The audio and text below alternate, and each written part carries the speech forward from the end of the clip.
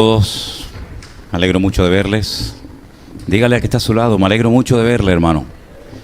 Me alegro muchísimo de verle. Miguel.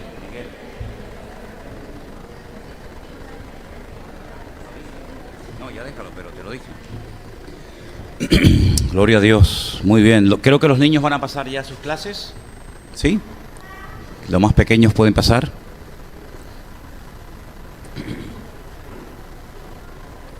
Gloria a Dios.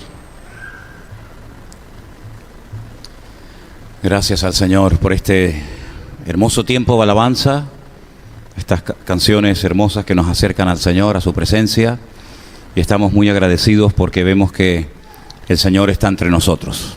Amén. Gracias a Dios. ¿Estamos listos arriba? ¿Sí? Vamos a orar un momentito, hermanos, por favor. Oramos.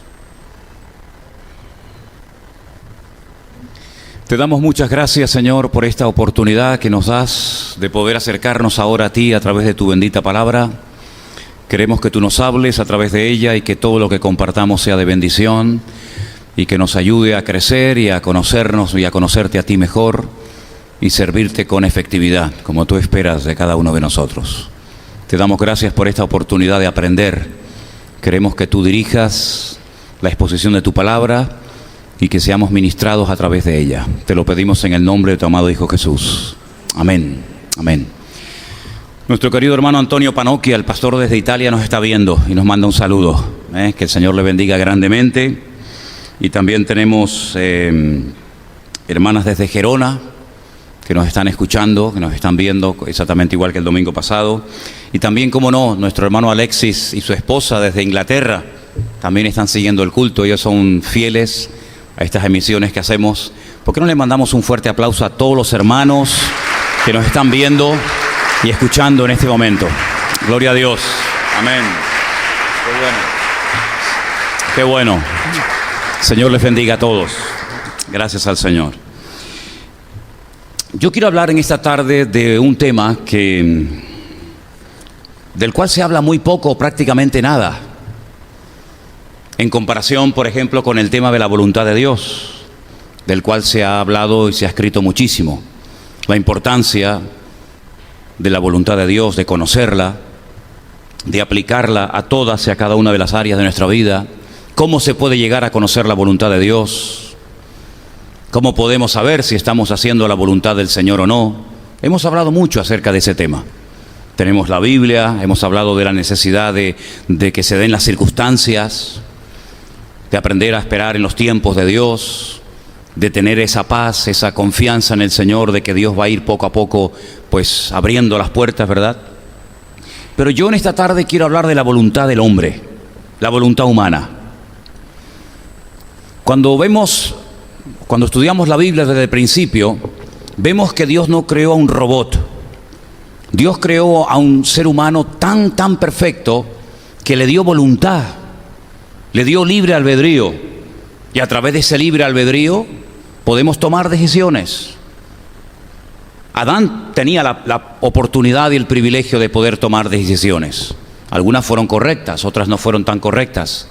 Y a lo largo y ancho de toda la Biblia vemos que grandes personajes, guiados por la voluntad del Señor, pero también, como no, por sus impulsos, por su voluntad, por su libre albedrío, tomaron decisiones.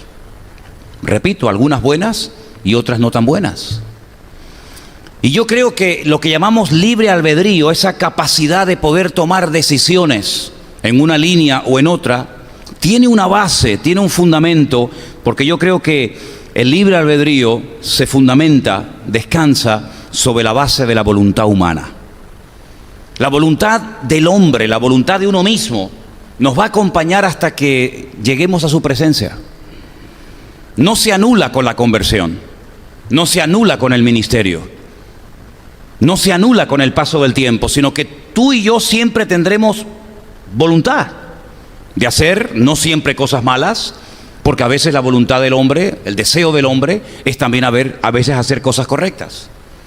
Y he estado buscando en la Biblia personajes o personas, y vamos a hablar de 3 concretamente, personas que en un momento determinado nos manifiestan lo humanos que llegaron a ser. Cómo su voluntad en momentos puntuales de su vida se logró imponer. Vamos a comenzar por el primer personaje. En el libro de Jonás, capítulo 1, encontramos a un profeta de Dios. No encontramos a un recién convertido, a un neófito en la fe, sino encontramos a un profeta. Y sabemos que en la Biblia, en aquellos tiempos, los profetas eran personas muy importantes, porque eran los voceros de Dios.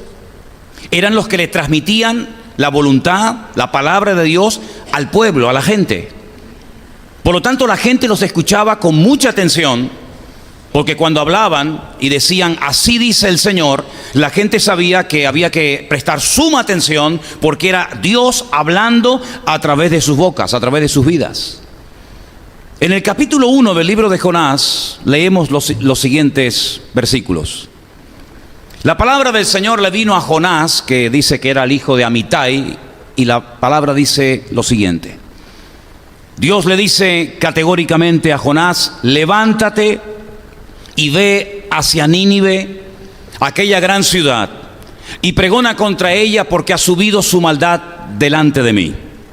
Versículo 3. Jonás se levantó para huir de la presencia del Señor a Tarsis, la dirección contraria, y descendió a Jope y halló una nave que partía para Tarsis, y pagando su pasaje entró en ella para irse con ellos a Tarsis, lejos de la presencia del Señor, la presencia de Dios. Todos conocemos el resto de la historia. Todos sabemos cómo Jonás tenía claro lo que Dios pedía de él. No tenía que orar, ni ayunar, ni pedir ningún tipo de confirmación, porque estaba clarísimo lo que Dios le decía a Jonás que tenía que hacer. Tenía que levantarse, salir de las fronteras de su país, irse al extranjero, a una ciudad enorme. Dicen los historiadores que tenía un perímetro de 90 kilómetros. Eso es una barbaridad, porque por ejemplo las murallas actuales de la ciudad antigua de Jerusalén no llegan ni a 5 kilómetros. Y el perímetro de las murallas que rodeaban a Nínive eran de 90 kilómetros. Es una barbaridad de ciudad enorme. Se tardaba varios días en atravesarla. Él sabía que era ese lugar donde Dios lo mandaba. Y lo mandaba con un mensaje clarísimo. Pregona contra la ciudad por su maldad, por su perversidad, por su idolatría, etc. Dile que si no se arrepienten, si no hay un cambio significativo, si no se humillan, a la ciudad le quedan 40 días de vida. Jonás no quiso aceptar el llamado de Dios. No siempre es agradable aceptar la voluntad de Dios. No es algo idílico, no es algo que decimos, ay, qué bonita, ya sé la voluntad de Dios para mi vida. Puede ser que a veces el conocer la voluntad de Dios encaje con la tuya, por decirlo de alguna manera, y te goces en hacer la voluntad de Dios. Pero vemos en el caso del profeta Jonás que no le hizo ninguna gracia saber que Dios lo mandaba a Nínive. Y él hace todo lo que está a su alcance para no ejecutar, para no cumplir con la voluntad de Dios en su vida.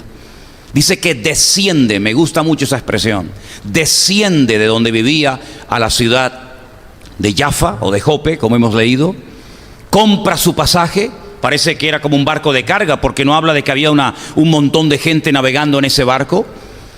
Dice que desciende al camarote más abajo del barco y allí se queda profundamente dormido. El barco sale del puerto rumbo a Tarsis. La intención es salir de Jope hasta el otro extremo del Mediterráneo, llegando a España, a la ciudad de Tarsis. Y en el camino, dice la Escritura, que se desata una tormenta de tal envergadura que los marineros estaban muertos de miedo, porque sabían de que aquello no era normal. Los marineros siempre han sido gente muy supersticiosa y siempre se han agarrado a la mitología griega o a los dioses de la época para evitar tormentas y para evitar morir ahogados en el mar. Dice que comenzaron a aligerar la carga, empezaron a echar por la borda todas aquellas cosas que consideraban que podían ser en un momento determinado un lastre, pero la tormenta iba cada vez a más. Comenzaron a clamar a sus dioses, no dice cuáles eran, pero comenzaron a clamar a sus dioses y no había ningún cambio. A alguien se le ocurre bajar a la parte de más abajo y se encuentran al profeta de Dios dormido. Y le dicen: dormilón, despierta, ¿Cómo no estás clamando a tu Dios? Esa palabra dormilón, ese sueño del cual hace referencia el libro de Jonás, es el mismo verbo de ese sueño tan profundo que sintió Adán en el jardín del Edén, cuando dice que el Señor como que lo anestesió, lo dejó dormido, y entonces dice que extrajo de él a Eva. Fue algo tan profundo que él no era consciente de que estaba en medio de una tempestad, de una tormenta tremenda. Y entonces como que lo interrogan y le dicen: pero ¿tú quién eres? ¿A qué te dedicas? ¿Qué haces aquí entre nosotros? Y él abre su corazón y dice: yo estoy huyendo, estoy escapándome de la presencia de Dios. ¿Es que acaso él no sabía que no hay ninguna parte en el mundo en el cual un hombre o una mujer se puede esconder de Dios? ¿Es que él como profeta no tenía ese concepto claro? Sabemos que Adán pensaba que podía ocultarse de la voz de Dios, pero estamos hablando de un profeta, estamos hablando de un conocedor de las Escrituras.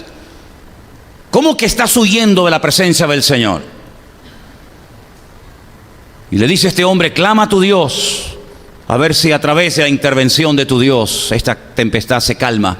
Porque dice que habían echado suertes y la suerte había caído sobre Jonás. Ellos sabían que aquella tormenta no era una tormenta como otras que ya habían vivido.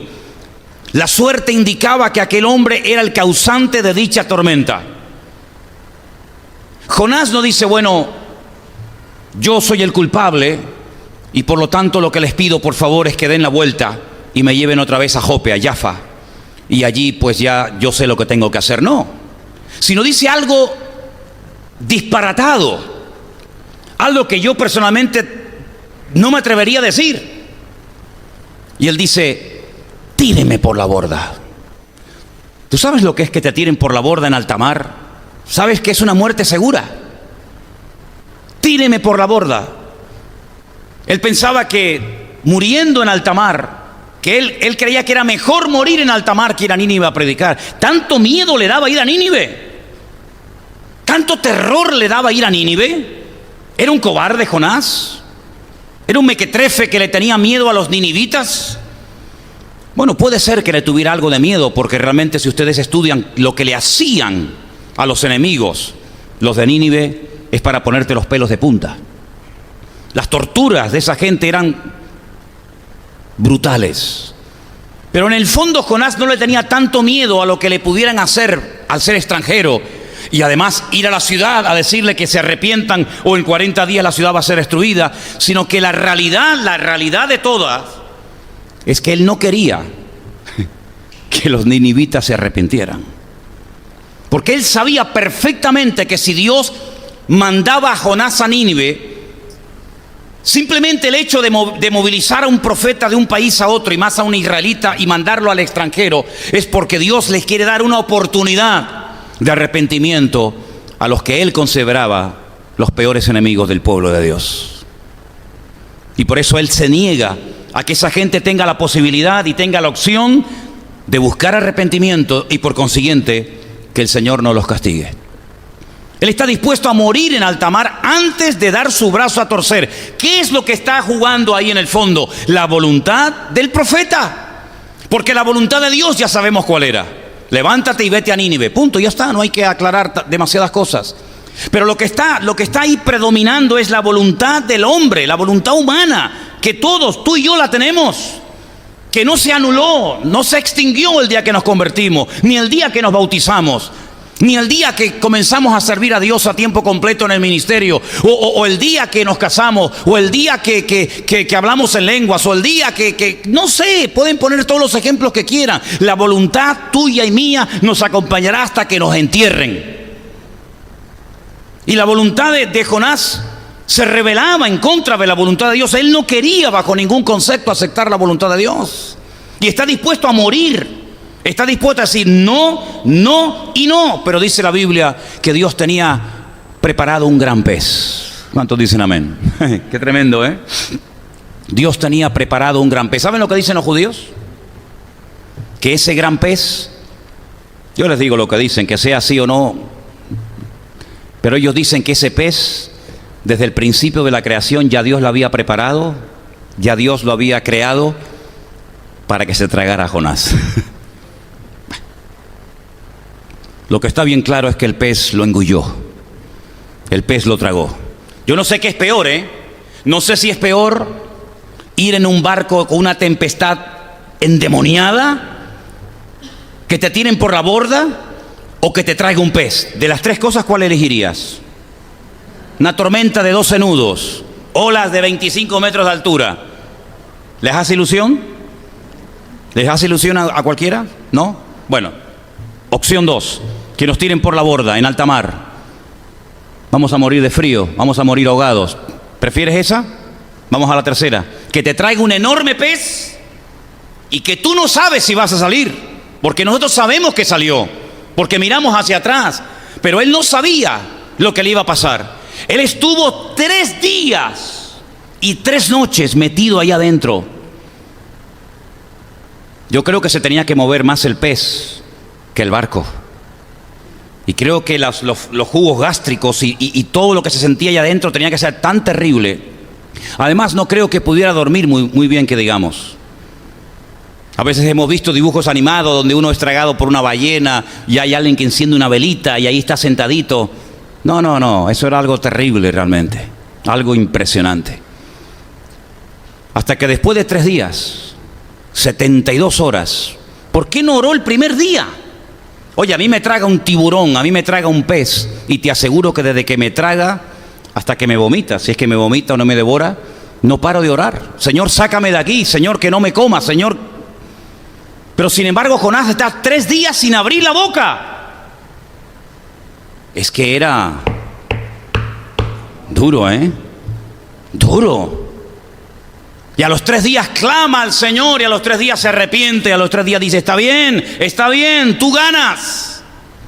Desde la angustia invoqué al Eterno, y Él me respondió. Y cita el Salmo 118.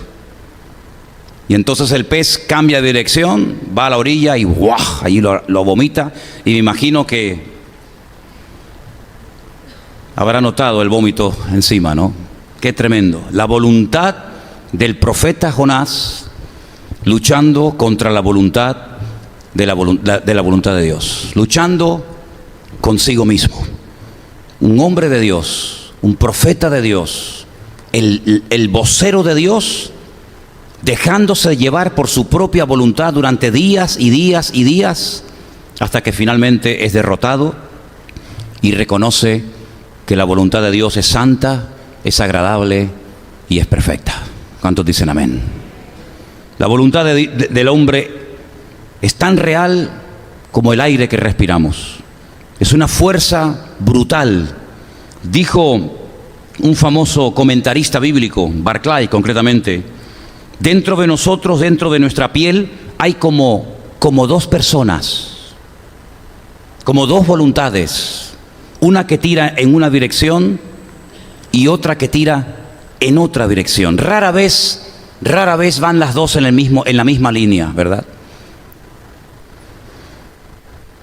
Las circunstancias que nos ocurran a lo largo de nuestra vida, las pruebas, los momentos puntuales en los que nos encontremos, van a descubrir cómo está nuestra voluntad humana en este momento en nuestra relación con Dios. ¿Cuántos dicen amén?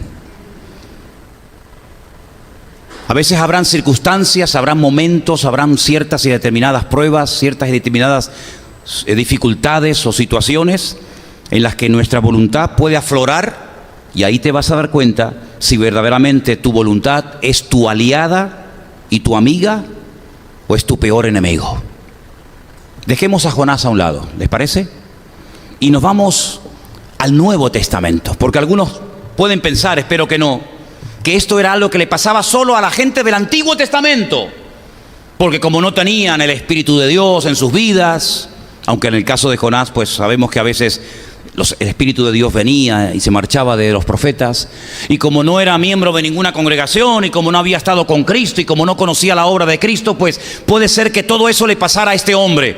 Pero ya eso en el Nuevo Testamento queda totalmente anulado, y ya todas las personas que nacen de nuevo y conocen al Señor, pues ya no tienen esas luchas. Romanos capítulo 7, por favor. Romanos capítulo 7. Miren lo que dice el apóstol Pablo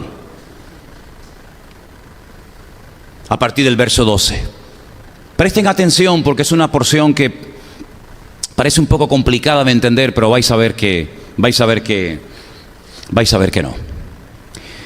De manera que la ley a la verdad es santa, y el mandamiento santo, justo y bueno. Luego, lo que es bueno, pregunta Pablo, ¿vino a ser muerte para mí? Es decir, ¿cómo algo bueno como la palabra, cómo algo bueno como la ley, cómo algo bueno y maravilloso como la escritura vino a ser muerte para mí? Dice, no, en ninguna manera, sino que el pecado, para mostrarse pecado, produjo en mí la muerte por medio de lo que es bueno. Es impresionante la profundidad de este hombre hablando. Por medio de lo que es bueno, dice Pablo, a fin de que por el mandamiento el pecado llegase a ser sobremanera pecaminoso. Digamos que es como un espejo. La palabra de Dios tiene, digamos, muchos tipos o símbolos, y digamos que Dios pone la palabra, Dios pone su voluntad, Dios pone las escrituras delante de nosotros, es un espejo, y cuando nos miramos delante de ese espejo, mi voluntad humana, mi pecaminosidad, mi rebeldía, mi soberbia, etcétera, etcétera, queda expuesta, queda exhibida. No es que el espejo sea malo, no, el problema no está en el espejo, el problema está en lo que proyecta el espejo. Y por eso dice Pablo, ¿cómo es posible que algo bueno, el espejo de la palabra de Dios, se haya convertido en mí en algo malo? Dice, no, es que el problema no está en el espejo, el problema no está en la palabra, el problema está que hay algo dentro de mí, de lo cual él ahora va a hablar. Y dice, pero sabemos que la ley es espiritual, mas yo soy carnal. Pero vamos a ver, ¿quién está hablando aquí? ¿Poncio Pilato? ¿El traidor que vendió a Cristo por 30 monedas de plata? ¿Quién está hablando aquí? ¿Quién acaba de decir, por favor? ¿Quién acaba de decir, yo soy carnal? ¿Quién? Estoy vendido al pecado. Porque lo que hago no lo entiendo. Pues no hago lo que quiero, sino lo que aborrezco. Eso hago. Y si lo que no quiero, esto hago, apruebo que la ley es buena. El problema no está en la ley, el problema no está en la voluntad de Dios. De manera que ya no soy yo quien hace aquello, sino el pecado que mora ¿dónde? En mí. Hablamos del pecado del mundo, el pecado de la sociedad, el pecado de los inconversos, el pecado del mundo. Sí, pero Pablo dice primero, soy carnal, no he dejado de ser una persona de carne y hueso, mi voluntad no la ha anulado mi llamamiento, mi apostolado, mi nuevo nacimiento, soy carnal, vendido al pecado, y descubro que hay algo en mi vida que se llama pecado, que mora, que vive, que está permanentemente en mí. El pecado mora en mí. No le echa la culpa al diablo, no le echa la culpa a los pastores, no le echa la culpa al mundo o al gobierno, sino dice, no, el problema está dentro de mí. No es algo que me viene de afuera como un agente externo a atacar, como una especie de virus o de enfermedad, sino es algo que llevamos dentro. Pero está hablando un apóstol, está hablando un hombre de Dios, está hablando una persona que llegó a la presencia del Señor en vida y vio cosas increíbles que ni siquiera las logró escribir. Y dice, pero el pecado está en mí. Y yo sé que en mí, esto es, en mi carne, no mora el bien. Porque el querer, escuchen, el querer el bien está en mí, pero no el hacerlo. Menuda batalla tenía este hombre, ¿no? Menuda batalla. Porque no hago el bien que quiero, sino el mal que no quiero, eso hago. ¿Qué te parece? Nos quedamos con la boca abierta, ¿no? ¿Sí o no? Y si hago lo que no quiero, ya no lo hago yo, y otra vez, sino el pecado que mora en mí. Así que queriendo yo hacer el bien, hallo esta ley, que el mal ¿El problema en quién está? Dice Pablo, en mí. Porque según el hombre interior, me deleito en la ley de Dios. Hombre, claro. Pero veo otra ley en mis miembros que se rebela contra la ley de mi mente. Así como Jonás se rebeló contra la voluntad de Dios. Así como Jonás dijo, no voy a Nínive. No quiero ir allí a servirte. No quiero ir allí a llevar palabra. Pues ahora él también se rebela y dice, hay una ley entre mis miembros que se rebela contra la ley de mi mente y que me lleva cautivo a la ley del pecado. Fíjate cuántas leyes está nombrando aquí. Y esa ley del pecado, dice, está en mis miembros. Y ahora dice algo increíble. Miserable de mí. Soy un miserable. ¿Quién me librará de este cuerpo de muerte? Mira, quiero decirte algo, hermanos. Quiero decirte algo. Los romanos en algunas provincias, cuando alguien cometía un crimen, cuando alguien mataba a otra persona, le amarraban, le colgaban con tiras de cuero el muerto al asesino, al criminal.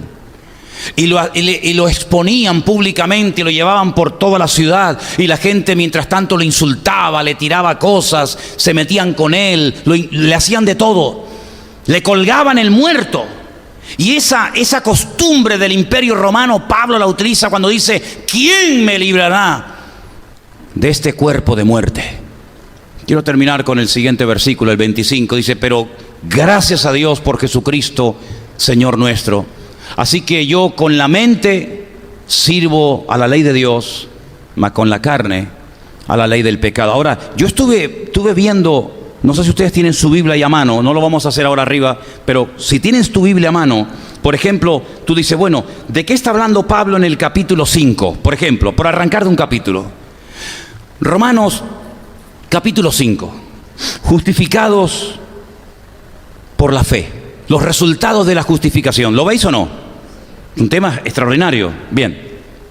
También en el capítulo 5 hace como un paralelismo entre dos personajes, entre el Adán y entre Cristo. Dice, mira, así como en Adán, cuando él pecó, ocurrió esto, ahora en Cristo, el segundo Adán, si lo aceptamos, si creemos en él, ocurrirá esto y esto. Muy bien, perfecto. Vamos al 6. Muertos al pecado. Y habla acerca de otro tema completamente diferente. A continuación, a partir del versículo 15, habla acerca de que somos siervos de la justicia. Perfecto. Seguimos. Llegamos al capítulo 7 y hace una analogía, una comparación entre el matrimonio y nuestra relación con Dios, perfecto. Y el capítulo 8 habla de vivir en el Espíritu, pero fíjense que entre el capítulo 7 y el capítulo 8, en medio, metió esto que acabo de leer esta noche. Mi pregunta es, ¿por qué? Porque él viene tocando diferentes temas, la justificación, nuestra relación con el Señor. Más adelante habla de vivir en el Espíritu. Más adelante da una exposición extraordinaria de cómo podemos vivir en victoria. Habla acerca de Israel, cómo fue elegido, lo que le pasó a Israel, etcétera, etcétera. Al final habla de cómo los gentiles fueron también llamados por el Señor para que le conocieran. Pero mi pregunta es, ¿para qué mete algo tan personal? ¿Por qué no se calla la boca? Porque si Pablo no hubiera hablado de lo que le estaba pasando, tú y yo nunca sabríamos las batallas que este hombre tenía. Es decir, nos quedaríamos con la boca abierta viendo los diferentes temas y los desarrollos de dichos temas en la carta de los Romanos, porque es una carta extraordinaria, tremendamente profunda. Bueno, la justificación por la fe, ¿eso qué es? Y te vas al capítulo 5 y te quedas con la boca abierta de lo que ocurre cuando una persona es perdonada, limpiada, transformada y justificada por el Señor. Bueno, gloria a Dios, un estudio excelente. Te vas al capítulo 8, viviendo en el Espíritu, un capítulo con una profundidad alucinante. Ese capítulo hermoso que te dice, mira, no hay nada que nos pueda separar del amor de Dios, ni la muerte, ni la vida, ni lo alto, ni lo profundo. Te quedas con la boca abierta. Llegas al capítulo 12 de Romanos, los deberes del cristiano, y ahí te encuentras algunos de los dones que uno puede llegar a tener, etcétera, ¿verdad? Pero mi pregunta, repito, es, ¿para qué tiene que abrir su corazón ante toda la cristiandad? Porque esto que sabemos de Pablo, lo sabemos desde hace 2000 años. No es algo que él le contó en la más absoluta intimidad a un compañero de viaje de ministerio. Mira, Timoteo, me está pasando esto y esto. Y ya está, es una conversación privada entre el apóstol y su hijo en la fe, entre Timoteo y el pastor, y ya está, punto, se acabó. Nadie se entere por qué enterar. ¿Por qué Pablo pone su corazón encima de la mesa y dice cosas tan tremendas como las que acabamos de leer? ¿Por qué Pablo se sentía como un miserable en algunos momentos puntuales de su apostolado? ¿Por qué Pablo dice estoy haciendo cosas que no quiero y lo que quiero no hago? Y el pecado está en mí, ¿y quién me librará de todo esto? ¿Por qué Pablo habla de sus batallas personales? ¿A poco nos gusta hablar de nuestras batallas, Nos gusta hablar de nuestras bendiciones, de nuestras victorias, de nuestras conquistas, de nuestros triunfos, ¿sí o no? Pero ¿a quién de nosotros nos gustaría hablar de nuestras batallas? Y que las pusieran ahí en la pantalla de la iglesia para que todos las vieran, no solamente los que están aquí, sino todos los que nos ven ahora y nos verán dentro de meses o años después. A nadie. Sin embargo, Pablo no quiere dar una imagen de que es un Superman. Pablo no quiere dar una imagen de que es un hombre que a él le resbalan las tentaciones, él no tiene ningún tipo de miserias personales, él lo tiene todo superado, él es un hombre que vive a un nivel y en una dimensión espiritual que todo le resbala, ¿verdad? Sino que él está hablando de su naturaleza humana, de su voluntad como hombre, y él está diciendo yo tengo las mismas batallas y las mismas luchas y la misma guerra interior que cualquier creyente a lo largo de la historia. En otras palabras, no quiero que tengan un alto concepto de mí, más alto concepto de mí, dice él, que el que deben tener. Y por eso yo hoy opté por hablar de esto, porque hablamos mucho de la voluntad de Dios, pero la voluntad del hombre es tan real y tan poderosa como también la voluntad de Dios lo es. ¿Te das cuenta? Así que no solamente quise mencionar a Jonás, sino también a Pablo, para que veas que él no oculta su batalla personal, él la reconoce, él la admite, él la confiesa, él la pone por escrito, para que los cristianos del siglo I, tercero, cuarto, quinto, décimo, de la Edad Media y los cristianos del siglo XXI sepamos que así como le pasaba a Jonás, también le pasaba a él, y había momentos en los que se rebelaba, y había momentos en los que tenía problemas, incluso llegó a decir, fíjate lo que te digo, no en esta carta, sino en otra, a los Corintios, llegó a decir que él tenía tanta revelación de Dios, tanto conocimiento del Señor, tantas experiencias impresionantes con el Señor, que a veces hasta para no caer en un nivel de soberbia, las contaba en tercera persona, como diciendo, conozco a un hombre, ¿sabéis de lo que estoy hablando, verdad? Dice, yo conozco a una persona, conozco a un hombre que subió al tercer cielo y allí vio cosas, pero está hablando de él, es él el que está hablando, es él el que subió al tercer cielo, es él el que le dijo el Señor, esto no lo escribas, aunque lo has visto, no lo escribas. Y dice, y para que no me excediera, para que no le diera rienda suelta a todo lo que sé más que lo que está en la Biblia, que sé más que lo que está en todo el Nuevo Testamento, el Señor me mandó un aguijón en mi carne, y ese aguijón, que yo sepa, perdóneme si me equivoco, ese aguijón que Pablo tuvo, lo tuvo hasta la muerte, ¿sí o no? Hasta la muerte lo tuvo. Yo no veo que el Señor se lo quitara, sino más bien él decía, Señor, yo tengo esto en mi vida, tengo esto, y el Señor dice, bástate mi gracia, porque mi poder se perfecciona en la debilidad. Entonces él llegó a descubrir algo que yo todavía no he descubierto y que no practico, y es que él llegó a gozarse más en las debilidades que en sus fortalezas. Yo no le hablo de mis debilidades a nadie, jamás lo he hecho. Los hombres somos diferentes tal vez a las mujeres en ese aspecto, ¿no? Las mujeres, con todo mi respeto, a lo mejor se juntan y se cuentan sus cosas. Los hombres no nos contamos nuestras cosas, hablamos de otras cosas, pero el apóstol Pablo llegó a un punto en el que dijo, ¿sabes? Yo he aprendido a gozarme en las debilidades que tengo, porque cuando soy débil y confieso que soy débil en esta o en aquella otra área, es cuando el Señor viene y me dice, bástate mi gracia, porque mi poder se va a perfeccionar en tu debilidad. ¿Cuántos dicen amén? Son niveles. Yo sinceramente creo que hay niveles de relación con Dios, y el nivel que este hombre llegó a tener con el Señor, ninguno de nosotros, por lo menos yo, no lo he alcanzado todavía. Un hombre que lo escribe para que hoy tú y yo supiéramos que ese gran hombre de Dios que resucitaba muertos, que algunos creen que hasta resucitó, porque lo apedrearon en Éfeso, lo tiraron fuera de la ciudad y lo dieron por muerto, y cuando se fueron los verdugos se volvió a levantar y se metió otra vez en la ciudad y siguió predicando. Ese hombre que peleó contra fieras, lo dice él en sus cartas, yo he peleado contra fieras. Ese hombre que estuvo como náufrago en alta mar, ese hombre que hizo cosas increíbles. Decía Miguel de Unamuno, el famoso dramaturgo español, Pablo tenía que ser Jesucristo. Porque es imposible que un hombre llegue a ese nivel de fe, a ese nivel de conocimiento, si no es Jesucristo. Y Miguel de Unamuno se quedaba con la boca abierta cuando estudiaba la profundidad y la grandeza de la naturaleza del apóstol Pablo, porque decía, no puede ser que un hombre llegue a un nivel tan alto. Pues ese hombre que llegó tan alto y llegó de verdad delante del Señor, pues ese hombre también un día abrió su corazón en Romanos capítulo 7. Léanlo de vez en cuando ese capítulo, y se van a dar cuenta de que él dice, miserable de mí, ¿quién me librará de este cuerpo de muerte? ¿Cuántos dicen amén? Así que gracias, Pablo, por haberlo dicho y por haberlo contado. Gloria a Dios. Hablaba hace unos días con un hermano y le mencionaba un texto y él se reía. No sé si me estará viendo o escuchando ahora o más tarde, pero él se reía porque decía, yo también llevo días con ese versículo en la cabeza. Está en Santiago. A ver si lo digo bien. Dice, Elías era un hombre sujeto a pasiones semejantes a las nuestras. Y yo digo, ¿quién está hablando? ¿Quién lo está diciendo? Santiago. Santiago dice que Elías, ¿saben de quién estamos hablando? ¿Saben de quién estamos hablando? Del profeta Elías. Yo en mi vida he conocido un hombre con tal autoridad espiritual como el profeta Elías. En mi vida. Jamás en mi vida he conocido. No sé si alguna vez conoceré a un hombre con el nivel espiritual. Vamos, yo no, ni a la suela del zapato le llego a Elías.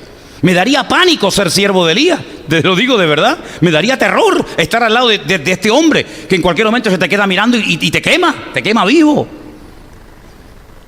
Y Santiago dice que ese gran hombre de Dios, que al final ni la muerte pudo con él, porque estaba tan lleno de Dios que ni los gusanos se atrevieron a meterse en su cuerpo, sino que el Señor se lo llevó en vida a su presencia.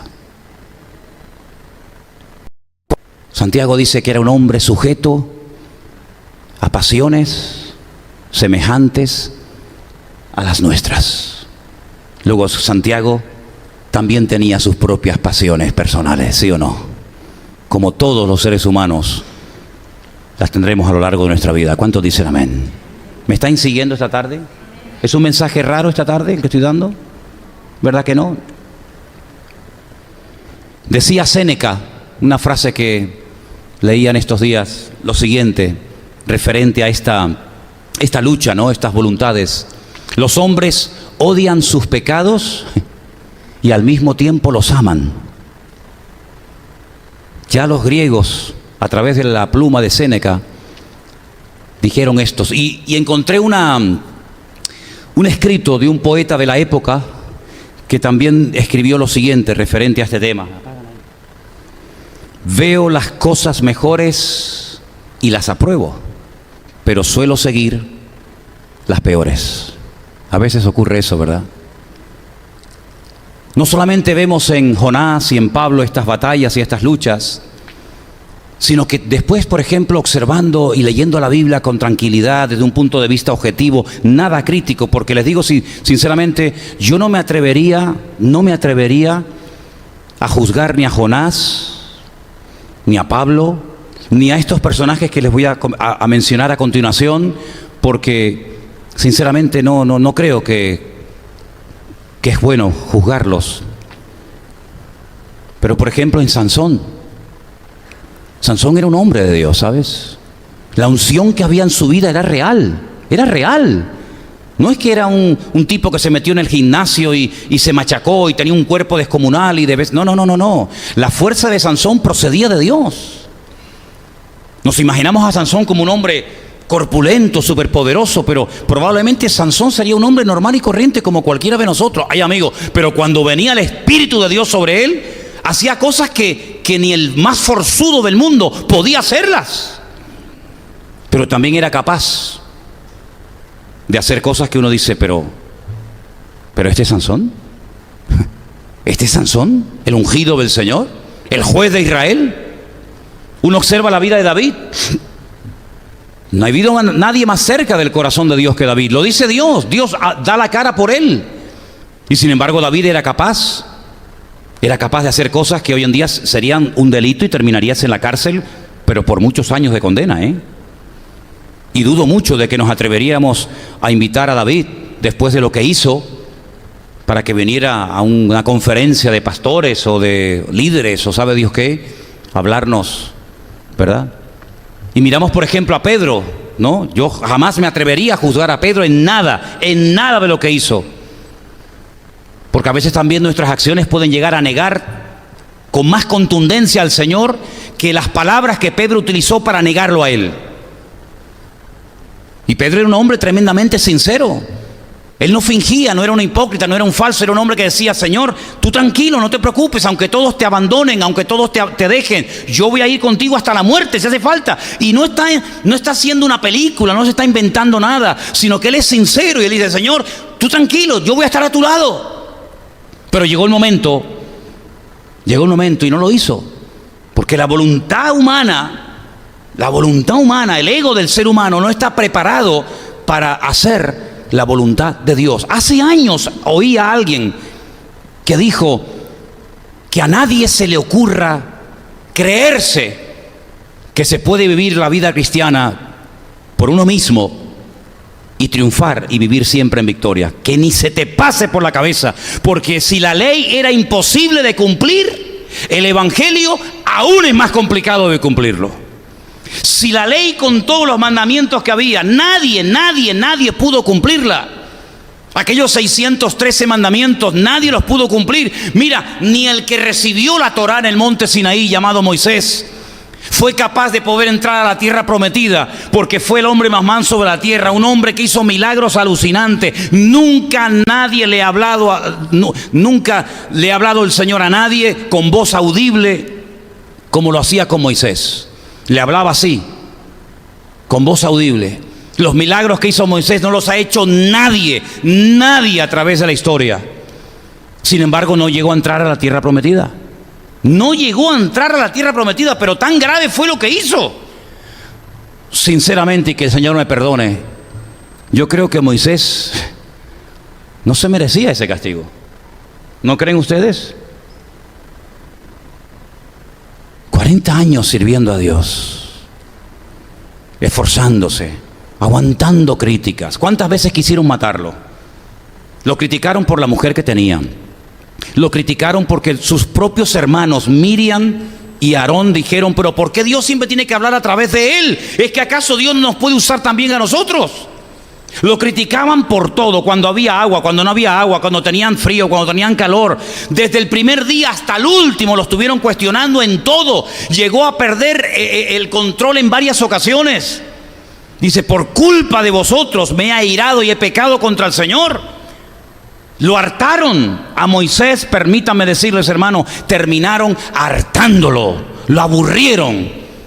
Y al final ya, mira, ya si Dios me dijo que hablara, pues a golpe se lió con la piedra y el Señor dijo: pues ahora no entras.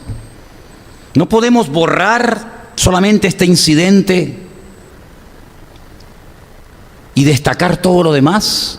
Hace unos días leía que alguien preguntaba y decía: ¿por qué la Torá, por qué la Biblia empieza tan bonita con el libro del Génesis, hablándonos de la creación, de los pajaritos, del jardín del Edén, y el último libro de la ley, la Torá, termina tan mal, tan triste? Moisés no llega a la tierra prometida, se muere en el camino. ¿Qué te parece? Pero ¿cómo reaccionó Moisés? Con ira contra Dios, con enfado contra Dios. Dijo: está bien, Señor, no voy a entrar, no entro, y punto. Y allí en aquel lugar el Señor dice que lo enterró. Hermanos, Dios no ha enterrado nunca a nadie. El honor que tuvo Moisés el día que murió no lo ha tenido nadie. Permítame, con todo respeto lo digo, ni Cristo tuvo ese honor. A Cristo lo enterraron los hombres. A Cristo lo enterraron los hombres. Lo enterraron en un sepulcro labrado por un hombre. A Moisés lo enterró el mismo Dios, en un lugar que nadie sabe dónde estaba. Y cuando está el Señor Jesucristo en pleno vigor, en plena vitalidad de ministerio, en lo alto del monte Tabor, dice la tradición, allí aparecen nada más y nada menos que Moisés y Elías. Luego yo creo que el Señor tenía una recompensa mejor en el futuro para Moisés, porque si hubiera entrado a la tierra prometida, hubiera entrado como uno más. Pero cuando Moisés entró es cuando el Señor quiso que entrara, y habló y se entrevistó nada más y nada menos que con el Señor Jesucristo. ¿Cuántos dicen amén? Qué lindo, ¿no? Pero he reservado para el final al tercer personaje. Porque hemos hablado de un profeta del Antiguo Testamento que era Jonás. Hemos hablado de un hombre del Nuevo Testamento. Fíjense a quién he escogido: a Pablo, a Saulo de Tarso. Pero quiero llevarlos a Mateo, por favor, capítulo 26. Mateo capítulo 26. Y ahora vamos a leer una historia extraordinaria de nada más y nada menos que de nuestro Señor Jesucristo. Entonces Jesús llegó con ellos a un lugar que se llama Getsemaní. Es un lugar donde se aplastaba la aceituna, la oliva, para hacer el aceite. Y le dijo a sus discípulos: sentaos aquí, entre tanto que yo voy allí y oro. No pases. Quedaos aquí, mientras tanto yo voy allí. ¿Y por qué no se quedó aquí, orando con todos? Algunos dirán: pero qué preguntas se hace este hombre, ¿no? Pues sí, me las hago. Porque si estamos todos juntos, ¿no es mejor que estemos todos juntos y oremos? ¿Por qué quédense ustedes aquí, que yo me voy allí a orar? Es que a veces uno tiene que salir de ciertos y determinados ambientes, ¿sabes? Es que el mismo Señor Jesucristo a propósito se apartaba en muchas ocasiones de sus mismos discípulos para buscar esos momentos de soledad, de quietud y de calma. Seguimos leyendo. Tomando a Pedro y a los dos hijos de Zebedeo, ¿saben que eran quién? Juan y Santiago. Comenzó a entristecerse. Estos que dejó aquí, los 8, ¿no? No, los 9, perdón. Los 9 que dejó aquí, no vieron cuando Jesús comenzó a entristecerse y a angustiarse en gran manera. Estos que dejó aquí no se dieron cuenta de lo que allí, delante de Pedro, de Jacobo y de Juan, Jesús comenzó a hacer.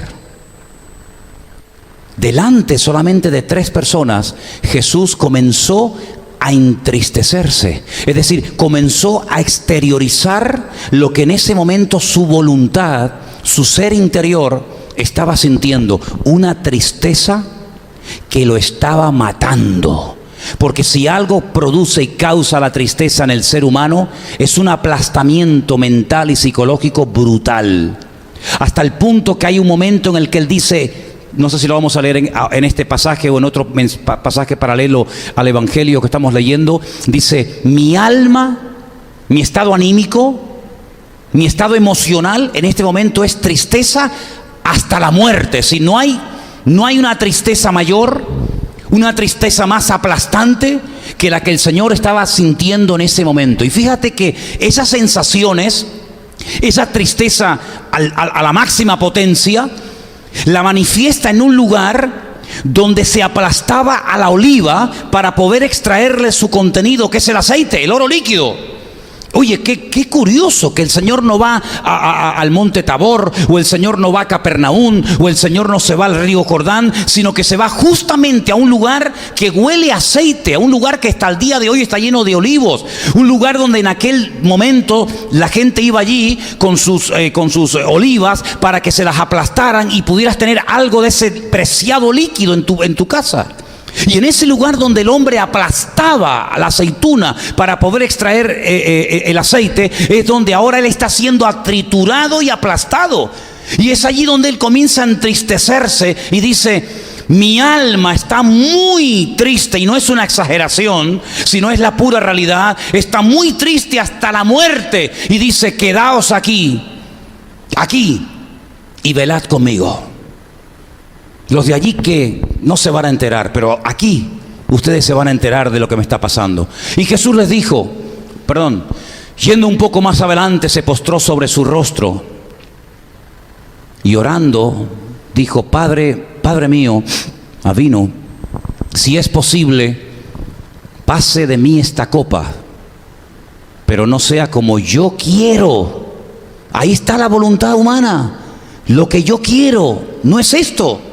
Lo que yo quiero es otra cosa. Yo te pido que pase de mí esta copa, esta experiencia, esta sensación, este aplastamiento, que pase. Dice, pero que no se haga lo que yo quiero, sino lo que tú quieras. Vino luego a sus discípulos, a los que dejó en el otro lugar, y también a los que le habían acompañado, y se los encontró, ¿cómo? Durmiendo. Y le dijo a Pedro, ¿así que no habéis podido velar conmigo una hora? ¿Habéis sido incapaces de orar conmigo una hora? Velad y orad para que no entréis en tentación, porque el espíritu a la verdad está dispuesto, pero la carne, la voluntad humana, el ego del hombre es débil. Y él lo dice. Otra vez se fue. Dice, bueno, vamos a dar una segunda oportunidad.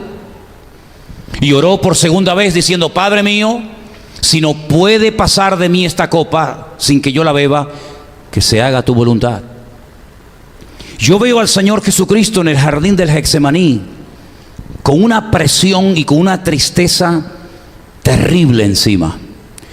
En otro evangelio, porque este pasaje que estamos leyendo esta noche también se cuenta en otros evangelios, he encontrado que en esa noche, en ese lugar en Getsemaní, se le apareció un ángel para fortalecerle. Es interesante, ¿no? Al creador de los ángeles se le aparece un ángel para fortalecerlo. También dice en otro evangelio que estaba en plena agonía y su sudor era como grandes gotas de sangre. Hemos leído también esta noche que él dijo, mi alma está triste hasta la muerte. En otras palabras, en el Getsemaní se produjo un choque de trenes, un choque de voluntades. Su voluntad propia, que la tenía, como todos y cada uno de nosotros en esta noche la tenemos, y la voluntad del Padre. Era muy bonito viajar por el país haciendo milagros, señales y maravillas. ¿Quién no quiere eso? Era muy hermoso ser recibido de una forma triunfal y con un júbilo espectacular cuando entró triunfalmente en Jerusalén. Era hermoso cuando los padres traían a los niños para que bendijera a los niños. Tuvo que ser una maravilla cuando se fue al mar de Galilea a navegar y se sube al monte, ¿verdad?, de las bienaventuranzas y da un mensaje impresionante que abarca casi 3 capítulos enteros de la Biblia. Tuvieron que ser 3 años extraordinarios, pero ahora estamos ante la realidad. Ahora estamos ante un hecho que va a marcar un antes y un después. Mira, hermanos, en nuestra vida, nuestra relación con el Señor, tendremos momentos de gloria increíbles. ¿Sí o no? ¿Sí o no? Sí. Ah, bueno, gracias. Pero también habrá otros momentos de soledad, de angustia, de incomprensión, de hartazgo, de todo. También forma parte de la vida, ¿sabes? También forma parte de la vida. Y esa última noche de Jesús allí con sus discípulos era una noche crucial, era una noche en la que había que tomar una decisión con una envergadura eterna. Él había nacido para eso, él había venido al mundo para eso. No se podía tirar todo por la borda, sino que tenía que doblegar su voluntad y decirle, yo me someto a tu voluntad y yo te expreso la mía. Yo no quiero pasar por esto, yo quiero que pases de mí esta copa, pero yo estoy dispuesto a acatar tu voluntad y adaptarme al tiempo y hacer lo que tú quieras de mi vida. Entonces, a través de la vida de Jonás, a través de la vida de Pablo y a través de la vida de Cristo, yo veo que la voluntad humana es algo que todos llevamos dentro y que tenemos que saber lidiar con ella para que se amolde y se adapte a la voluntad de Dios. ¿Cuántos dicen amén? Porque de lo contrario habrá una lucha, como decía Barclay, entre esas dos personas, parece esas dos personas que llevamos dentro. Y lo importante es que el apóstol Pablo, en otra de las cartas que todos conocemos, llegó a decir, ya no vivo yo. Bueno, yo doy gloria a Dios porque Pablo pudo llegar a decir eso. Pero yo no puedo decir eso. Yo no puedo decir ya no vivo yo. ¿Alguien aquí lo puede decir? Yo no puedo decir eso. Ya no vivo yo. Entonces, si no vives tú, ¿quién vive? Solamente Cristo. Lo que ven es solamente el cuerpo, el envoltorio, pero yo ya morí. Ahora solamente vive Cristo en mí. Así que me da igual si me matan, porque yo para vivir vivo para Cristo, morir vivo para Cristo. Para mí el morir es ganancia. Claro, pero llegar a esos niveles, llegar a esas dimensiones, llegar a esas alturas, no es fácil. Ni es cuestión de tocar un botón y decir, ya tengo la madurez. ¿Te das cuenta cómo la vida cristiana, viviéndola en la carne, es totalmente imposible vivirla? Porque te repito, si la ley nadie la pudo cumplir, en la gracia todavía es más complicado. Pero tenemos un aliado, tenemos al Espíritu Santo morando dentro de nosotros. Y es a través de la fuerza que el Señor nos da, es a través de la presencia del Espíritu de Dios en nosotros, que podemos con gemidos indecibles, como decía Pablo, con dolores de parto, podemos clamar al Señor, y entonces se cumple lo que decía el salmista, que en medio de la angustia invoqué a mi Dios, invoqué al Eterno, y Él me respondió. ¿Cuántos dicen amén? Así es que hay una realidad, es la voluntad humana, es el ego, es nuestra propia naturaleza, que nos acompañará hasta el último día de nuestra existencia. Pero por otra parte también tenemos el aliado, la fuerza y la ayuda del Señor, que nos va a ayudar en nuestras pruebas, en nuestras circunstancias, en nuestras batallas, en nuestros ataques, en nuestros altibajos. Él estará con nosotros todos los días hasta el fin del mundo. Pero no te sientas como un bicho raro, ni te sientas como un tipo que está endemoniado por el hecho de que en algún momento puntual tu voluntad se revela, porque forma parte de la vida, forma parte del juego, forma parte de la carrera que tenemos todos por delante. Y el apóstol Pablo, dice en su última carta, he terminado la carrera, he peleado. ¿Qué has peleado, Pablo? La batalla, la buena batalla. Así es que si no hay batalla, no hay victoria. La vida cristiana, hermanos, es batalla, es guerra, es pelear, es reprender, es tomar autoridad, es levantarse, es caerse, es tropezar y volverse a levantar y seguir adelante en el nombre del Señor. Y esa voluntad se puede ir sometiendo, se puede ir humillando ante la presencia del Señor hasta el momento que podemos decir, y espero que algún día lo podamos decir 100%, ya no vivo yo. No me interesa nada ni nadie en esta vida, más que solamente la gracia del Señor. ¿Cuántos dicen amén? ¿Cuántos de los que estamos aquí queremos en esta tarde, sinceramente, someter nuestra voluntad a la voluntad de Dios? ¿Cuántos? ¿De verdad? Nos va a costar. A Jonás le costó.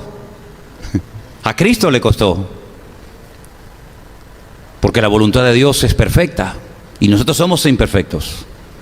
Pero si somos capaces de meternos en Cristo, vamos a poder agradarle al Señor. ¿Cuántos dicen amén? Aleluya. Cierra tus ojos ahí donde estás, ¿sí? Vamos a orar para que el Señor fortalezca nuestra vida. Vamos a orar para que las batallas podamos obtener victorias, que de las pruebas podamos salir triunfante y podamos, con la ayuda y con la gracia del Señor, estar por encima de los vientos, de los huracanes, de las dificultades, y podamos agarrarnos al Señor. Agárrate al Señor en esta tarde, acércate a Él, pídele al Señor: Señor, fortaléceme, ayúdame, cógeme fuertemente de la mano, Señor, aleluya, para que podamos, con la bendición de Dios, con su ayuda, por supuesto, con su respaldo, aleluya. Dios Todopoderoso, en esta tarde nos acercamos delante de ti, dándote gracias por tu palabra, dándote gracias, Señor, por los ejemplos que encontramos en la Escritura de hombres y mujeres que lucharon y pelearon. Te pedimos que en esta tarde tú estés a nuestro lado y declaramos ese texto, esa promesa que dice: El bien y la misericordia te seguirán todos los días de tu vida. Y confesamos en esta tarde que tú estarás con nosotros todos los días hasta el fin del mundo, Señor. Gracias. Sometemos nuestra vida a tu señorío y a tu voluntad. A ti la gloria y la honra. En el nombre soberano de Jesús. Amén. Y amén. Nos ponemos de pie, queridos hermanos. Aleluya.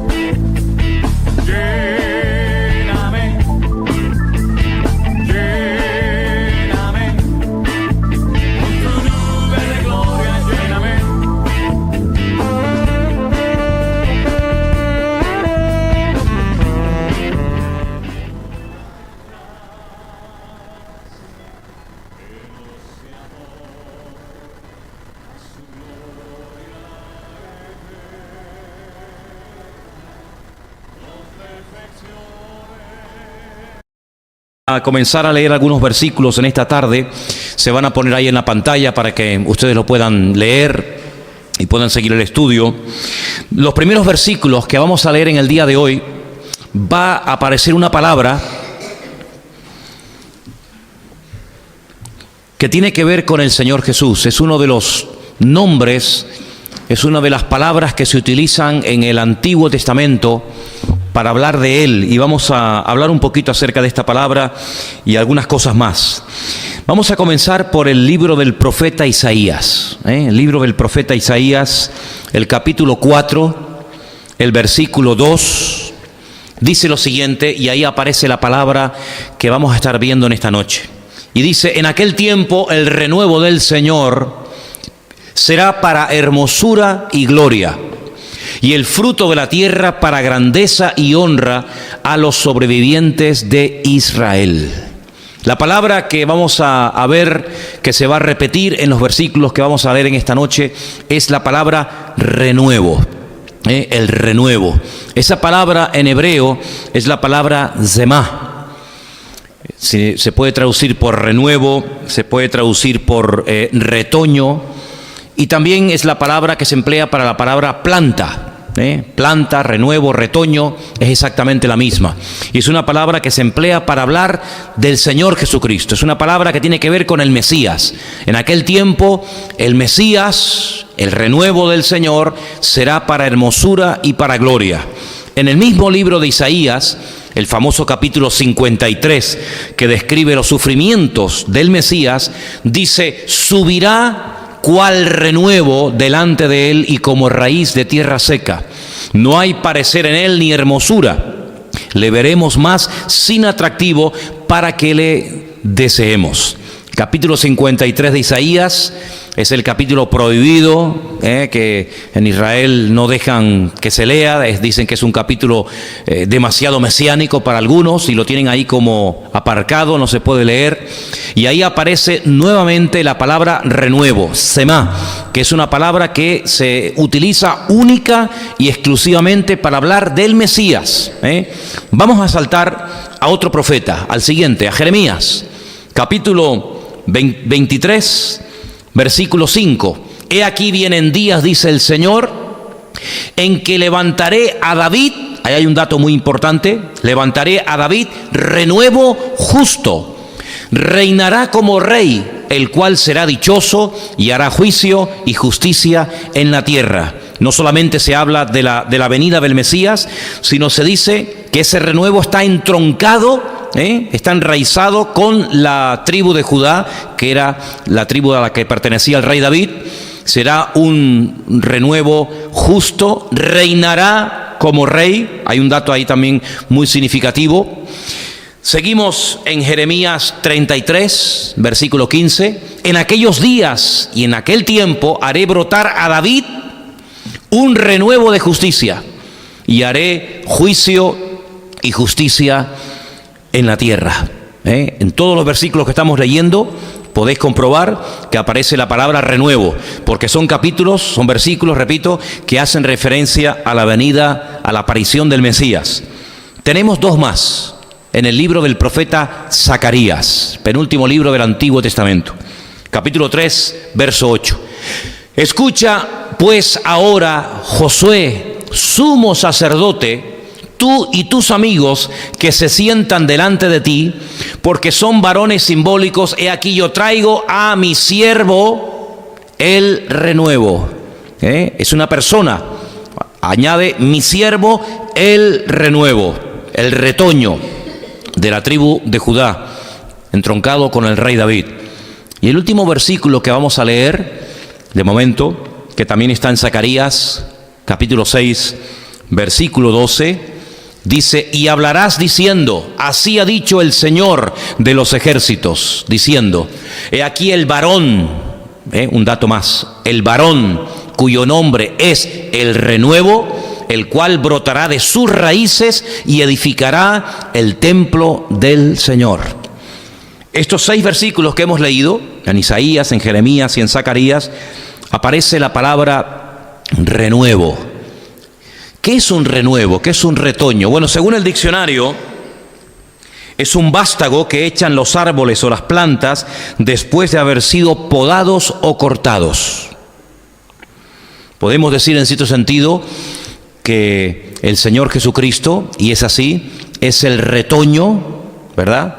Es el renuevo, la planta que surge de la tribu de Judá, porque no podía ser de otra manera, y a través de la tribu de Judá vendría la salvación, es decir, vendría nuestro Señor Jesucristo. Hace unos días vi en el norte cómo estaban en una avenida podando todos los árboles, pero el que no entienda, parece que lo que están haciendo es daño, porque lo dejaron el tronco pelado. No es que estaban cortando unas cuantas ramas y nada más, sino que lo dejaron totalmente pelado. Aparentemente muertos, los mataron. Pero ya veréis cómo dentro de poco tiempo van a retoñar. Comenzarán otra vez a salir las ramas, las hojas, y lo que se le ha hecho es un favor. Bueno, pues eso es lo que tiene que ver con el Mesías. Si hay un momento en la historia en el que parece que desaparece la monarquía a través de David, parece que el reino ha desaparecido. De ahí la pregunta que le hicieron al Señor Jesucristo antes de la ascensión: ¿restaurarás el reino antes de marcharte? Era la preocupación que ellos tenían, ¿verdad? Porque ellos sabían que había una profecía, muchas profecías, que hablaban acerca de que la monarquía retoñaría y de que del linaje de David, un descendiente de David, pues sería nada más y nada menos que el Mesías. Ahora, a lo largo de la historia, Dios fue haciendo pactos con diferentes personas. Hizo un pacto, por ejemplo, con el primer patriarca Abraham. La señal de ese pacto era la circuncisión. Hizo un pacto con Noé, ¿sí?, de no volver a destruir la tierra. La señal de ese pacto fue el arco iris. Pero con David hizo un pacto. Y vamos a ver en qué consistía concretamente ese pacto. Vamos a ir a 2 porciones. Segunda de Samuel 7 y Primera de Crónicas 17. Repito, Segunda de Samuel, 7. Y voy a leerles literalmente para que vean en qué consistía aquel pacto, aquella promesa que el Señor le hizo en un momento determinado a David. Segunda de Samuel, capítulo 7, versículo 12.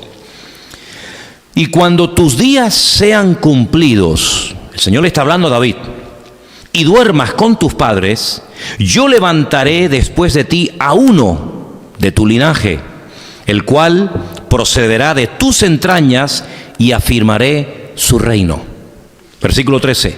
Él edificará casa a mi nombre, y yo afirmaré para siempre el trono de su reino. Yo le seré a él padre, y él me será a mí hijo.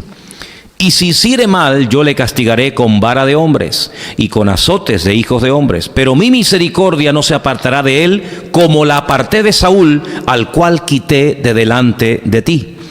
Y será afirmada tu casa y tu reino para siempre delante de tu rostro, y tu trono será estable eternamente. ¿Cuántos dicen amén? Alguno puede decir, pero bueno, se está refiriendo a Salomón. Sí, pero es mucho más que a Salomón. Claro que el que levantaría el templo de Jerusalén no sería David, sino sería su hijo Salomón. Pero todos sabemos que el reino de Salomón no permaneció eternamente. Es más, cuando Salomón muere, el reino se divide. Esa unidad que había con David automáticamente desaparece. El país se divide en dos. Esas 12 tribus, pues se dividen en dos reinos dentro de un país, como si fueran dos. El reino del norte, con 10 tribus, que adoptó el nombre de Israel, y el reino del sur. La tribu más importante de las del sur era Judá, aunque eran dos, Judá y Benjamín, y adoptó el nombre de Judá. Cada reino tuvo sus reyes, tuvieron sus profetas, a veces peleaban los del norte contra los del sur. Digamos que fue una especie de guerra civil que duró mucho tiempo. Las tribus del norte son atacadas por los asirios, desaparecen, pasan a la historia como las tribus perdidas de Israel. Permanece unos 140 y pico años más el reino del sur, pero también es atacado y destruido, en esta ocasión por Babilonia, aunque después retornan, después de 70 años, de las del norte no se volvió a saber absolutamente nada. En los últimos años se ha vuelto otra vez a hablar de la tribu de Manasés y de la tribu de Efraín, etcétera, pero prácticamente es como si hubieran desaparecido, tribus que se mezclaron a lo largo de la historia. Y entonces vemos que el reino de Salomón fue dividido, pero hay una palabra que hemos leído, y es la palabra: tu trono será estable eternamente. ¿Recuerdan cuando Gabriel fue a la casa de María y le dijo: el Señor Dios le dará el trono de David, su padre, y su reino no tendrá fin? ¿Se dan cuenta? Ahí otra vez se hace referencia al pacto que hizo el Señor con David. Pero en el libro de Crónicas, concretamente en Primera de Crónicas, capítulo 17, versículo 11, se vuelve 500 años después. 500 años después de lo que hemos leído, se vuelve otra vez a hacer como un resumen de aquel pacto que el Señor había hecho con David, y le dice así. Hay algunas palabras diferentes, ¿no? En la primera parte dice que habría castigo, habla de la crucifixión, habla de su muerte. En la segunda parte habla de su reinado, ¿verdad? Sabemos que la venida del Mesías sería, digamos, como en dos partes. Una primera parte que vendría a sufrir como reino, como rey sufriente, y en la segunda parte que vendría como rey glorioso y triunfante, ¿no? Y dice en Primera de Crónicas, el capítulo 17, verso 11: cuando tus días sean cumplidos para irte con tus padres, levantaré descendencia después de ti, a uno de entre tus hijos, y afirmaré su reino. Él me edificará casa, yo le edificaré su trono eternamente. Otra vez una palabra muy importante. Yo le seré por padre, él me será por hijo. No quitaré de él mi misericordia como la quité de aquel que fue antes de ti. Hace referencia a Saúl. Sino que lo confirmaré en mi casa y en mi reino eternamente, y su trono será firme para siempre. Por lo tanto, no está hablando de Salomón, sino que está hablando de ese rey triunfante y glorioso, cuyo reino sería un reino eterno, y el único reino eterno que va a permanecer por la eternidad es el reino de nuestro Señor Jesucristo. ¿Cuántos dicen amén? Daniel tuvo una visión donde dice que vio a cuatro reinos que iban a tener una una relación muy directa con el pueblo de Dios, con el pueblo de Israel, y eran los babilónicos, los medos persas, los griegos, los romanos. Pero dice que cuando aquella imagen, que estaba formada por 4 materiales, se derrumba por una piedra que cae de la montaña, dice que esa piedra se hace un enorme monte y se convierte en un reino eterno. Esa es la forma de definir Daniel, o de describirnos Daniel, el reino eterno de nuestro Señor Jesucristo.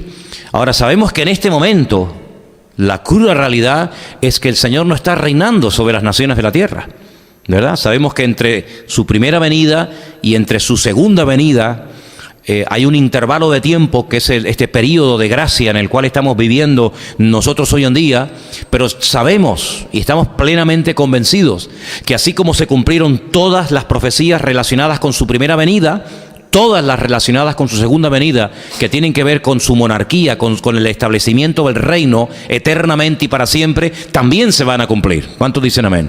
Por supuesto que sí.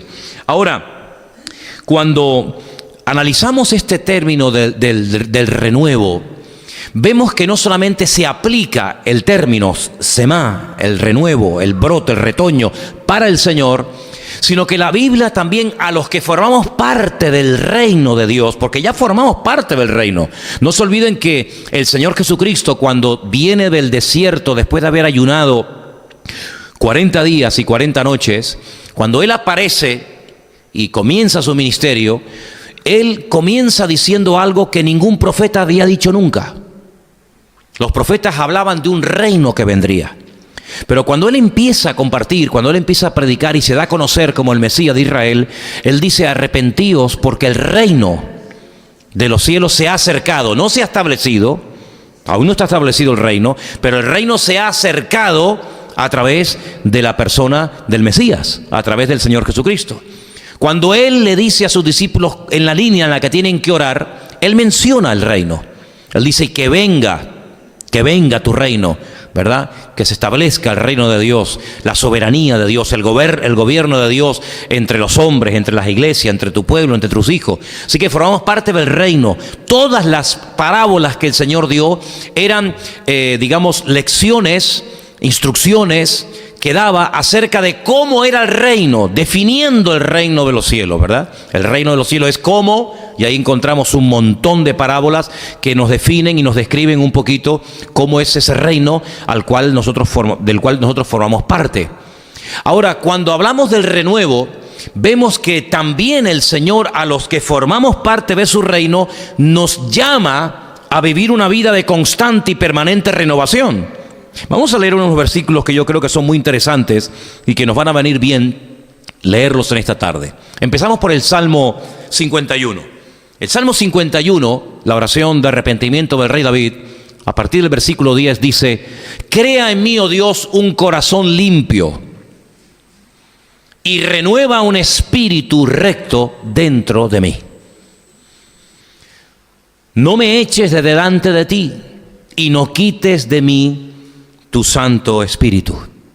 Vuélveme el gozo de tu salvación y espíritu noble me sustente. Versículo 13. Entonces enseñaré a los transgresores tus caminos y los pecadores se convertirán a ti.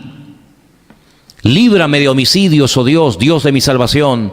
Cantará mi lengua tu justicia. Y así podríamos leer el resto del Salmo. Una de las cosas que David le pide al Señor en oración es que lo renueve. Que lo renueve. Ahora, estamos hablando de David. No estamos hablando de una persona cuya característica principal de su vida era la religiosidad, la monotonía, sino todo lo contrario. Si alguien fue un renovador, si alguien fue una persona que trajo cambios a la vida religiosa o espiritual del pueblo de Israel, ese fue David. Él le enseñó al pueblo a cantar. Él le enseñó al pueblo a danzar. Él le enseñó al pueblo cómo tenían que organizarse para que cuando instituyeran el templo de Jerusalén hubiera un ciclo constantemente de alabanza y de adoración. Sí, no era un hombre estancado, no era un hombre monótono en su relación con el Señor, sino todo lo contrario. Pero sin embargo, Él le pide en ese hermoso salmo, el Salmo 51, Señor, renuévame renuévame, renueva mi espíritu. Y creo que debe ser una oración que todos y cada uno de nosotros debemos de hacerle muy a menudo al Señor. ¿Estamos de acuerdo?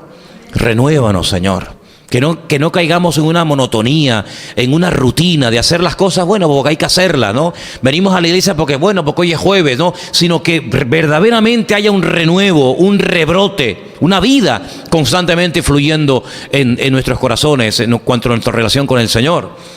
Pablo, el apóstol Pablo, que es un hombre que no solamente llevó el evangelio a lugares donde nunca nadie había llevado la palabra de Dios, es una persona que a través de las cartas que después les escribe a esas congregaciones que él estableció, él apela mucho al tema de la renovación espiritual. Por ejemplo, en Romanos, capítulo 12, ese capítulo tan conocido, titulado Los deberes cristianos, en el versículo 2 del capítulo 12, le dice a los hermanos: no os conforméis a este siglo, sino transformaos por medio de la renovación de vuestro entendimiento. David pedía en el Salmo 51 la renovación de su espíritu, pero Pablo ahí dice la renovación de vuestro entendimiento. Habla de la mente, los pensamientos, para que podáis comprobar cuál sea la buena voluntad de Dios, agradable y perfecta. En otras palabras, el apóstol Pablo sabía perfectamente que muchas veces no crecemos y no maduramos porque la forma como hemos pensado durante toda nuestra vida a veces se nos vuelve en contra. Quiero solamente recordarles que una vez, cuando hablamos acerca del retorno de las tribus del sur, de Judá y de Benjamín, a Jerusalén, y que tenían la obligación de reconstruir la ciudad y levantar las murallas y volver otra vez a poner en funcionamiento el templo, cuando el profeta Ageo, que apareció por allí y les dice: ¿cómo tenéis abandonado a la casa de Dios? ¿Qué habéis hecho en estos 16 años? Sí, no lleváis aquí una semana, que todavía están organizándose a ver cómo empezamos, por dónde empezamos, qué hacemos, sino que ya ustedes llevan ya 16 años. Y en estos 16 años, ¿qué habéis hecho? Yo veo que la casa de Dios la habéis empezado, pero no la habéis terminado.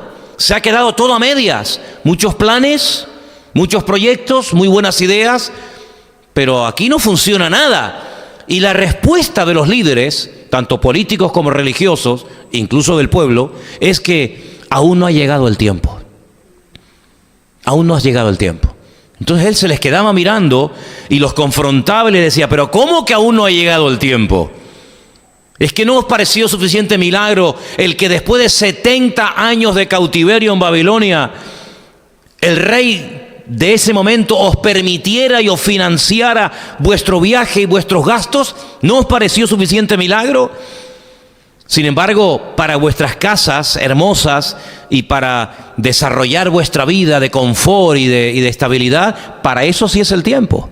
Pero sin embargo, para la casa del Señor, dicen ustedes que no es el tiempo. ¿Cómo puede ser que para las cosas de ustedes sí es el tiempo y para las cosas del Señor aún no ha llegado?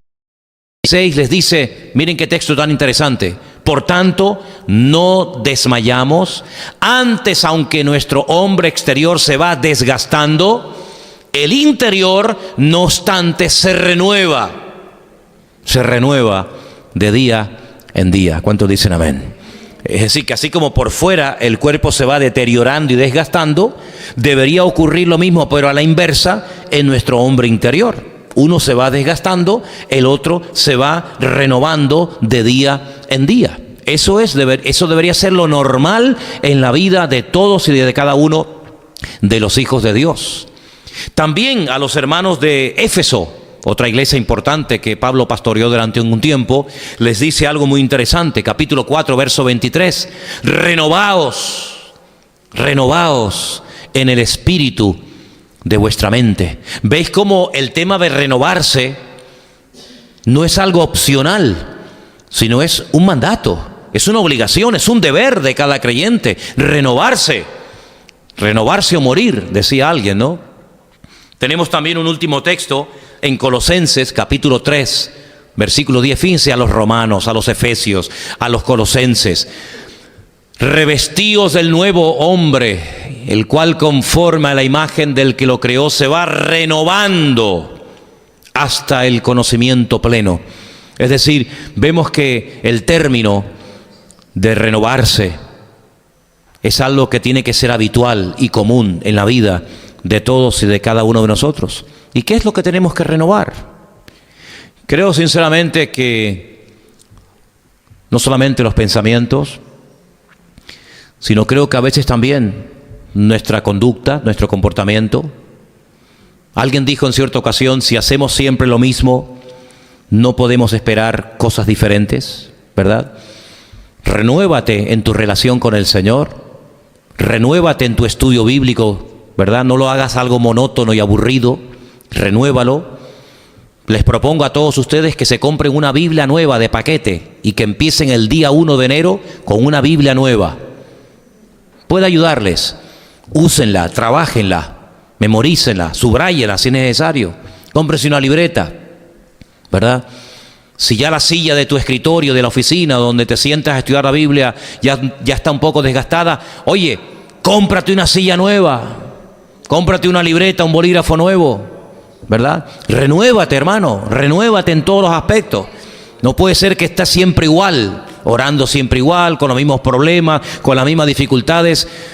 Hermanos, cuando algo está caducado, lo que hacen en los centros comerciales y en los supermercados y en las grandes superficies es tirarlo a la basura. Porque lo que caduca hay que tirarlo a la basura. Así que por favor tengamos ese espíritu y ese anhelo de renovarnos en nuestra relación con el Señor. Ahora quiero que volvamos otra vez al libro de Zacarías, concretamente al capítulo 6, por favor. Porque hay ahí algo muy interesante que me ha llamado mucho la atención y quisiera compartirlo en esta tarde con ustedes. Zacarías, por favor, capítulo 6, a partir del versículo 9.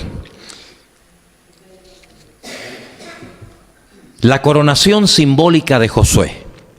Interesante, ¿verdad?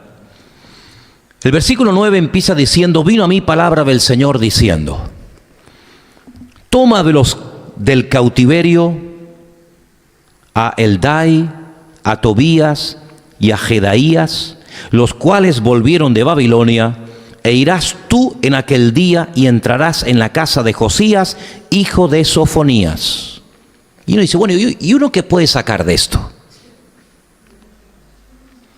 Quiero decirles que los dos profetas que ministraron y le profetizaron y le compartían la palabra del Señor al pueblo cuando volvieron, fueron Ageo, que lo acabo de mencionar, y Zacarías. Estos dos profetas, aunque uno era mayor que el otro, fueron contemporáneos. Y los dos le predicaron a los que volvieron del cautiverio en Babilonia 70 años después. Y concretamente al profeta Zacarías, el Señor le da esta palabra. Y quiero que prestes atención a los nombres que aquí se mencionan, porque por algo se tienen que mencionar. La orden era que, versículo 11, tomaran plata y oro e hicieran coronas y las pusieran sobre la cabeza del sumo sacerdote, que en aquel tiempo se llamaba Josué, hijo de Josadat, hijo del Dios justo. Josadat significa en hebreo Josué, hijo del Dios justo. Pero fíjense qué interesante. No tenían que ir solos, sino tenían que ir con una persona que se llamaba Eldai, con otra que se llamaba Tobías y con otra que se llamaba Jedaías. Gente que habían vuelto del cautiverio. A mí me dio por investigar el significado de estos nombres. Por ejemplo, el nombre Eldai significa paciente, una persona que es paciente de carácter, o el que soporta la prueba. Interesante el nombre, ¿eh? El nombre Tobías significa Dios es bueno. Tobías es Dios es bueno. Jedaías significa Dios conoce. Josías significa al que Dios ayuda o al que Dios sostiene. Y Sofonías significa Dios protege. La orden era que con oro y con plata se hiciera una corona y se la pusieran sobre la cabeza del sumo sacerdote. Durante 70 años, quiero recordarles que el templo estuvo cerrado. Bueno, más que cerrado, estuvo destruido. Ahora lo que se pretende es volver a empezar. Ahora lo que se pretende es volver a poner a los sacerdotes, a los levitas, a los cantores, a los porteros. Empezar otra vez con los sacrificios, con las ceremonias, con todo lo que ya el Señor había establecido a lo largo de la época. Pero era algo tan importante que el Señor le está diciendo que no lo haga solo, sino vete con personas como Eldai, como Tobías y como Jedaías. Y aquí yo me paré a pensar y dije, qué importante es saber rodearnos de buena gente para poder hacer cosas grandes para Dios. No se rodeó de paganos, ni de inconversos, ni de degenerados, ni de incrédulos, sino que la labor era tan importante para Dios que tienes que ir rodeada de gente espiritual. Fíjate ya el nombre. Dios protege, Dios ayuda, Dios es bueno, Dios soporta. En otras palabras, la Escritura nos enseña que cuando queremos hacer algo para el Señor, lo importante es que nos rodeemos de personas idóneas para poder cumplir el cometido para el cual el Señor te ha designado. Es interesante notar que cuando iban a conquistar la tierra prometida, el Señor mandó a través de Moisés a 12 personas, lean sus nombres, descubran lo que significan los nombres de esas personas. Lamentablemente no hicieron honor al significado del nombre. Como alguien ha dicho en cierta ocasión, una cosa es la parte genética, físicamente hablando, y otra cosa es la parte genética, espiritualmente hablando. Y en cierto sentido el nombre, ¿verdad? El nombre descubre, el nombre define, el nombre traza la línea en la que esa persona tenía que comportarse. Y muchas veces hay personas a las cuales Dios llamaba, que Dios lo que hacía es que les cambiaba el nombre, porque el nombre que le habían puesto sus progenitores no coincidía con la función para la cual el Señor los estaba llamando. Y eso es muy importante. Ahora fíjense qué curioso. Rodéate de personas espirituales. Rodéate de personas que te puedan aportar algo y no personas que te puedan robar lo poco o lo mucho que dice que tienes. Nunca el Señor mandó a nadie solo. Siempre el Señor mandó a sus discípulos en parejas. Tal vez basándose en aquel texto del libro de Eclesiastés que dice, si uno va solo y cae, ¿quién lo levantará? Pero si dos van juntos y uno cae, el otro lo levantará. Entonces es muy importante que cuando quieras hacer algo, tú sabrás lo que quieres hacer, o tú sabrás lo que el Señor haya puesto en tu corazón que debes de hacer, lo hagas, pero lo hagas primeramente convencido de que eso es lo que Dios quiere que tú hagas, pero lo hagas rodeándote de gente que te pueda aportar bendición, de gente que te pueda aportar algo a tu vida y no de gente que te pueda robar la bendición que puedes tener. Porque no es la primera ni la última persona que con toda la buena intención del mundo se lanza a la aventura que queriendo bendecir, al final viene derrotado. No es la primera ni la última vez. Y sigue diciendo el pasaje en el versículo 12, y le hablarás diciendo, así ha dicho el Señor de los ejércitos, he aquí el varón cuyo nombre es el renuevo, el cual brotará de sus raíces, edificará el templo del Señor. La Escritura nos enseña que lo que nuestra vida hace tiene que animar, exhortar o edificar. Si lo que hacemos para el Señor no reúne estas condiciones, es mejor que no hagas nada. Si lo que vas a hacer va a traer edificación y va a traer gloria al Señor y va a traer ánimo y va a traer aliento, adelante. Pero si no va a aportar nada positivo al reino de Dios, sino que en un momento determinado lo que va a hacer es traer gloria a ti, o entretenerte, o robarle el protagonismo al Señor, es mejor que no hagas absolutamente nada. Porque todo lo que hacemos tiene que levantar en alto el nombre de nuestro Señor Jesucristo. Amén. Las coronas, dice aquí, versículo 14, sí.